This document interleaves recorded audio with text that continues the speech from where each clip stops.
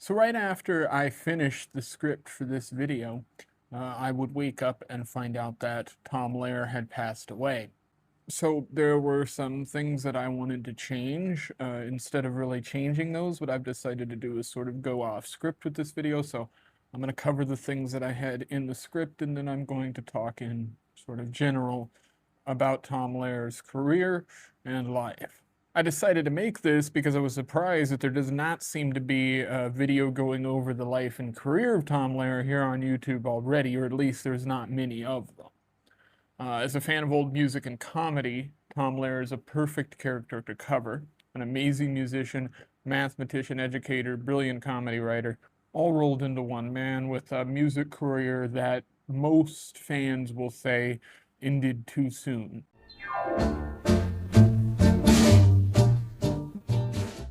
He was born in New York City in 1928, and from a young age, he was very good at both math and music. He started playing piano when he was little and even went to Harvard University at 15 years old, where he studied math and earned his bachelor's and master's degree. This was a guy smart enough that he even taught math while he was still a student at Harvard. It was Tom Lehrer's time at Harvard that would really shape his music. From the time he arrived there, he would be writing songs and performing them around parties and at small gatherings. A lot of his early music was written on observations he made around this time while traveling around that area. In 1953, some friends got him to make a master recording, and with this he would press 400 10-inch albums titled Songs by Tom Lehrer that he would begin to sell. It was this underground spark that created the musical career of Tom Lehrer. 1953 onward, his music would only gain popularity. Once word of this small pressing of the albums got out and began to gain circulation, he would have to contract somebody to make more of them, and eventually he'd sell over 350,000 copies. Keep in mind, he did this without a label, by himself, and whatever people he hired. Now, I and no one else really know the details, but this being the case, I have to assume that Tom, from a pretty early age, had quite a bit of money to play with to make sure that he could create the art that he wanted to. And I think this probably incentivized why he didn't feel the need to produce more than he needed to. Very early on, he got something that many other people in music didn't: independence. And although he negotiated with major labels, deals never got made on that first album, including with the likes of RCA. And then a few years later, in 1955, Tom would be drafted. It was Tom Lehrer's time in the military after being drafted that he would be credited for inventing the Jello shot. That's right, all you college kids rejoice. This guy is the guy credited with inventing every white girl's beverage of choice.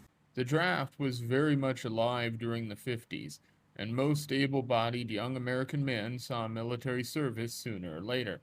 I went into the Army for 2 years, January 1955 to January 1957. Believe it or not, I enjoyed it. The only thing I did contribute to the war effort was vodka jello. I was assigned to a naval base. Even though I was in the Army, we wanted to have a Christmas office party, but the rules forbade all alcoholic beverages. So a friend of mine and I decided to confront this challenge. Of course, there's plum pudding and the like, but you have to eat too much to produce any effect. So she and I experimented with various flavors of Jello, various alcoholic ingredients in various proportions. Obviously, you can't experiment too extensively because you soon lose your powers of discrimination. But we settled on vodka and orange Jello. Same recipe as on the box, only with vodka instead of the cold water. I've heard that daiquiris are good in lime Jello. We filled little paper cups with the final product, took them into our base, past the guards. Very nice party. Even with all the musical success, Lehrer never saw himself as a full-time entertainer. He always considered music a hobby, and his main passion was mathematics. He kept teaching at well-known schools like MIT and the University of California, Santa Cruz. He famously said, "I'm a mathematician by profession, and I only perform as a hobby." By the early 1970s, Lehrer mostly stopped performing. He felt that the world had become too crazy to make fun of anymore. He devoted himself entirely to his math career, eventually retiring from the University of California, Santa Cruz in 2001. Tom Lehrer largely stopped making music for a combination of personal and philosophical reasons, and he consistently chose not to return to making new tunes. He once said, "I stopped performing because I don't have the temperament of a performer." You have to want to do it. You have to want to do the same thing over and over again. Once I got it right, I didn't want to do it again, he added. To me, it would be like writing a novel and then getting up every night and reading your novel. He also noted, "I didn't feel the need for anonymous affection, for people in the dark applauding." On a personal note, I think this actually makes perfect sense for somebody who's a mathematician. He looked at it as a hobby, but at the end of the day, like math, once you solve a problem, you don't really need to solve it again. At least not in that way that performing replicates. Beyond the practicalities of performing, Lehrer felt that the world itself had become too absurd to satirize effectively. He famously stated political satire became obsolete when Henry Kissinger was awarded the Nobel Peace Prize. This suggests that reality had surpassed his ability to make fun of it in a comedic way. He also expressed a shift in his own perspective, saying, "Maturity means perspective. You can see both sides, and you can't write a funny song with on the other hands or howevers in it." He felt he had lost Some of the you might firm moral recognize stance Tom that often Lehrer from the fueled his Electric Company. earlier satire. In 1972, he was contracted to make some music for the show. He even performed some of the songs that he wrote, with the others being performed by other people on the show, including Bill Cosby. It's not too hard to see, it's silent E. Who can turn a cub into a cube? Who can turn a tub into a tube? It's elementary for silent E. Personally, one of my favorite things Lehrer has done is that he recently put his music into the public domain. And to skip over the chunky parts of this statement, he closes it by saying, "In short, I no longer retain any rights to any of my songs, so help yourselves and don't send me any money." This is amazing and a true testament to Tom Lehrer's real love for music and the people who enjoyed his music. Just a day or two ago, as of the releasing of this video, Tom Lehrer passed away at the age of 97. And if you're like me, you saw Tom Lehrer as a celebrity of the people. Someone who really didn't seem to care much about being famous, but rather about beliefs, art, and the people who enjoyed his music. Being that his work is now in the public domain, anybody, and I do mean anybody, can cover his music, can play his music on their shows, can reimagine his music.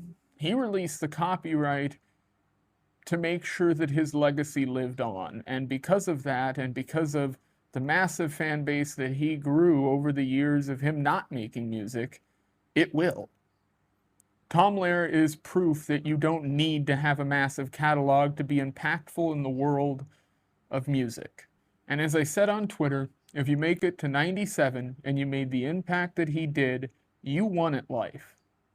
Removing all he did for music and political satire and just looking at what else he did in his life, he is still an amazing person.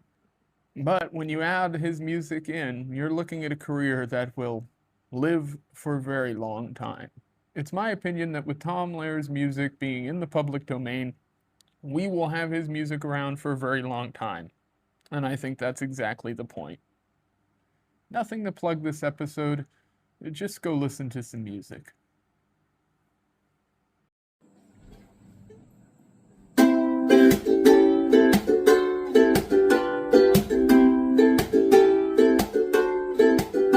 Spring is here, spring is here. Life is Skittles and life is beer. I think that the loveliest time of the year is the spring. I do, don't you? Of course you do. But there's one thing that makes spring complete for me, and makes every Sunday a treat for me. All the world seems in tune on a spring afternoon when we're poisoning pigeons in the park. Every Sunday you'll see my sweetheart and me as we poison the pigeons in the park. When they see us coming, the Bernies all try and hide, but they still go for peanuts when coated with cyanide. The sun's shining bright, everything seems alright when we're poisoning pigeons in the pond.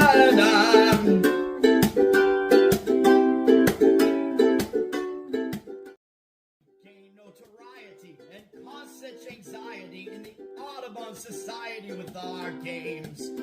They call it impiety and lack of propriety and quite a variety of unpleasant names.